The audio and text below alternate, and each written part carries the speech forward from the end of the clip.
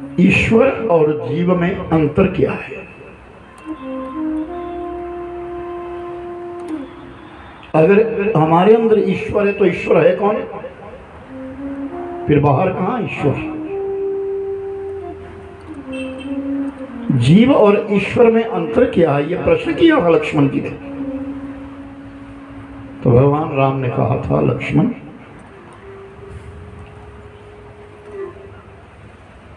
तुम कौन हो? मैं लक्ष्मण हूं। नहीं, लक्ष्मण तुम कैसे हो? जब तुम्हारा जन्म हुआ तुम्हारा नाम नहीं था। नाम लेने के पश्चात, राम रखने के पश्चात तुम लक्ष्मण हुए, उससे पहले तुम लक्ष्मण नहीं थे। तुम हो कौन? सही मायनों में एक जीव है। हम एक जीवात्मा हैं। तो भगवान कहते हैं, राम कहते, सुन, जीवात्माएं अनेक है लेकिन परमात्मा जो है वो एक है। और वो एक ही परमात्मा सबके बीच में व्यक्त है। ये हमारा कर्म है कि हम किस ओर जा रहे हैं। क्या हम सत्कर्म की ओर जा रहे हैं या दुष्कर्म की ओर जा रहे हैं? हमारी दिनचर्या में 4 युग आते हैं। हमारी पूरी दिनचर्या के बीच में, पूरे दिन के समय के बीच में हम नाना विधि प्रकार के कर्म कर देते हैं, जिसमें पाप भी हो जाता है और संयोगवश पुण्य भी हो जाता है। आज बचपन है, कल जवानी आएगी, परसों जवानी ढल जाएगी, फिर बुढ़ापा आ जाएगा। फिर ना तू लक्ष्मण रहेगा ना मैं राम रहूंगा। फिर वही जीव होगी, वही जीवात्मा होगी और वही हमको परमात्मा के साथ मिल जाना होगा, अपने अंश के साथ मिल जुड़ जाना होगा। हमारी भूल है कि हम ये सोच रहे हैं कि हम ये कर रहे हैं, हम वो कर रहे हैं। कुछ नहीं कर रहे हैं। ये सब निश्चित है, पहले निश्चित है। आज जो कथा प्रारंभ हुई है मेरे भाई मन, ये हम लोग नहीं रखी है, माता सावित्री नहीं रखी है, ये निश्चित है पहले से। जो कुछ होना है वो पहले निश्चित है। अंतर इतना है कि हमको मालूम नहीं है, लेकिन तुम्हें और हमें निमित्त मात्र बनाया गया है। आप लोगों को और हम लोगों को निमित्त मात्र बनाया गया, ये पहले निश्चित है। आध्यात्मिक दृष्टि से देखा जाए तो पहले निश्चित है। आपको किस दिन आना है कथा सुनने के लिए, ये पहले निश्चित है। आप जितना मर्जी विलंब करिए लेकिन आपको आना होगा। ये सब निश्चित है और जो निश्चित काल है उसे ही अच्छा कहा गया है। अपने हाथों से सत्कर्म कर लेना। जब जवानी ढल जाती है, बुढ़ापा आ जाता है, तो उस बुढ़ापे के बीच में अनेक लालसाएं उठती है,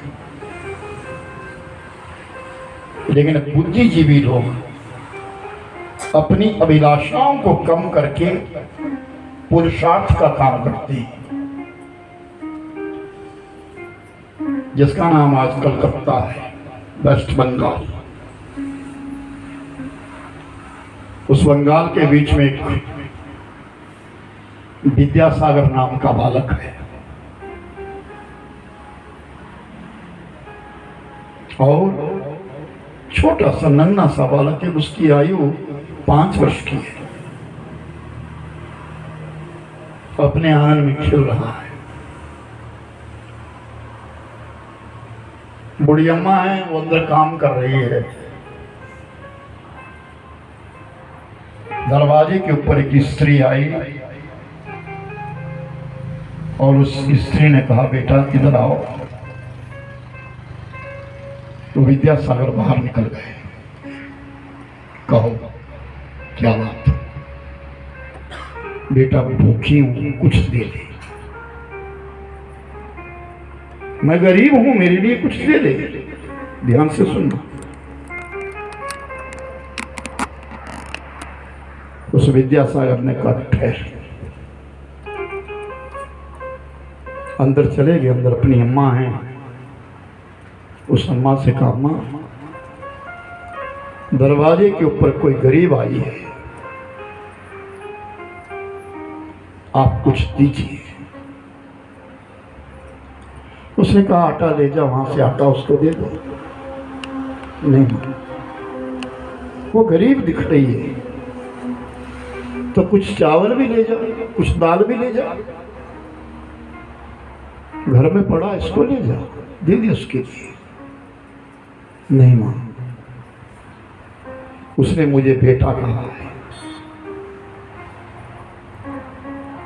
उसकी वाणी से मेरे लिए जो शब्द निकला उसका नाम बेटा है मां। तो तू क्या देना चाहता है उसके लिए? ये जो तेरे हाथ में सोने का कंगन, इसको निकाल, मैं उस बूढ़ी अम्मा को दे दूंगा। और सुन, वचन देता हूं, तेरे लिए वादा करता हूं कि जब मैं बड़ा हो जाऊंगा ना, तो तेरे लिए एक नहीं 2 कंगन बनवाऊंगा तेरे लिए। उस मां ने तुरंत अपना वो कंगन खोल दिया और उस विद्यासागर को दे दिया। बालक बाहर आया और उस अम्मा की झोली में वो कंगन सोने का डाल दिया। अम्मा जा, तू गरीब है, लाचार है, कमा नहीं सकती, मगर तेरा कुछ जीवन चलेगा इससे। बड़ी प्रसन्न हुई, बहुत प्रसन्न हुई वो बूढ़ी अम्मा और चली गई। समय बीतता चला गया। विद्यासागर पढ़े, बड़े हो गए, अच्छा कार्य चलने लगा, बड़े नेक इंसान हुए। आज जब भरी जवानी आई और वो अम्मा बूढ़ी हो गई है, अपनी अम्मा, तो एक दिन अपनी अम्मा से कहते, अम्मा एक काम कर, अपने हाथ का नाप दे मेरे लिए, अपनी एक चूड़ी मेरे पास उतार करके दे दे। क्यों? मैंने तुझको वचन दिया है, मैंने तेरे लिए 2 कंगन बनाने। तो आयुष्मती वो मां कहती है, सुन विद्या, मैं बूढ़ी हो गई, कंगन का शौक अब मुझे नहीं रहा है,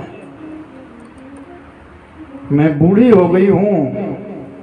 एक काम कर, गरीबों के लिए कोई अस्पताल खोल दे,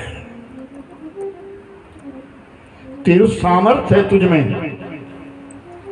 गरीब बच्चों को पढ़ने के लिए कोई पाठशाला खोल दे, मैं समझ लूंगी मैंने कंगन दोनों हाथों में पहन ली। और विद्यासागर ने अपनी मां के चरणों में प्रणाम किया। मां, तूने जो ज्ञान आज मेरे लिए दिया, जो शिक्षा दी, इस शिक्षा को तो मैं पाठशाला में भी नहीं सीख सका हूँ। और उन्हीं विद्यासागर में पाठशाला बनवाई, बड़े हॉस्पिटल बनवाए। महापुरुषों ने उस बालक का नाम ईश्वर चंद्र विद्यासागर रख दिया, जो हमारी पाठ्य पुस्तकों में आता था जब हम पढ़ते थे। ईश्वर चंद्र विद्यासागर, जो कलकत्ता के रहने वाले महान महान लोग। उदार करने का कोई तरीका